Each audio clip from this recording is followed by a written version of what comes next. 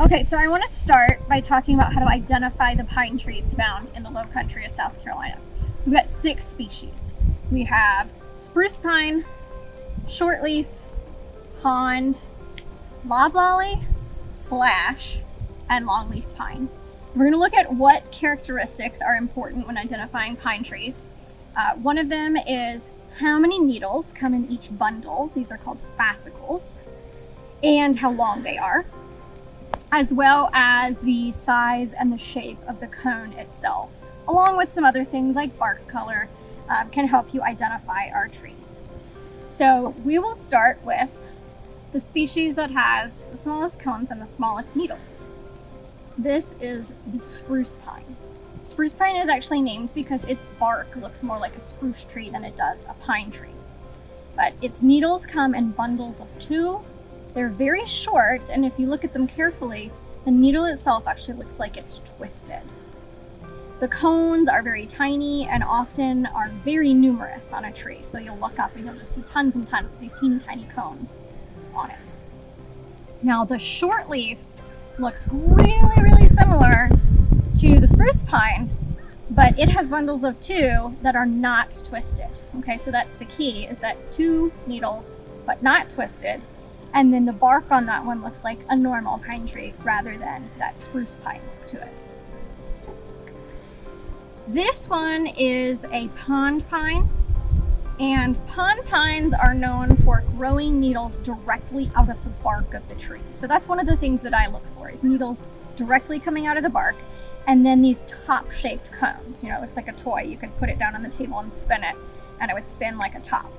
They typically have their needles in these bundles of 2s, but I don't really have to worry about how long, how many, as long as I see the shape of the cone and I know that there's needles coming out of the bark of the tree. The last 3 are the toughest to identify, and that's because they're sort of in the same general vicinity of the lengths of the needles, the sizes of the cones. They all overlap just a little bit. But from shortest to longest is loblolly, slash, and longleaf. Okay, so loblolly is by far our most common pine tree. Needles come in bundles of 3. Occasionally you'll find a 4. The cones are very prickly, tend to have a sort of a grayish color, as well as the bark of the tree as well.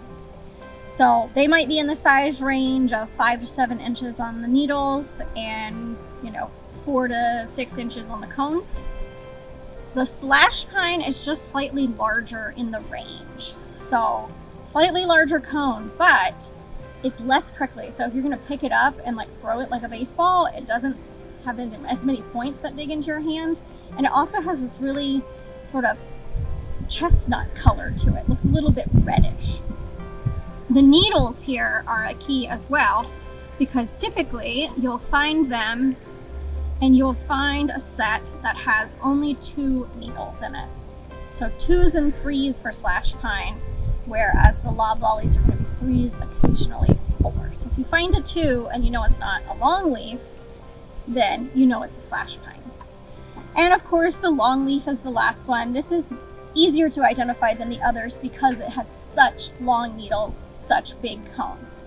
So needles that are going to be, somewhere around 12 inches long, and cones that can be the same size as well.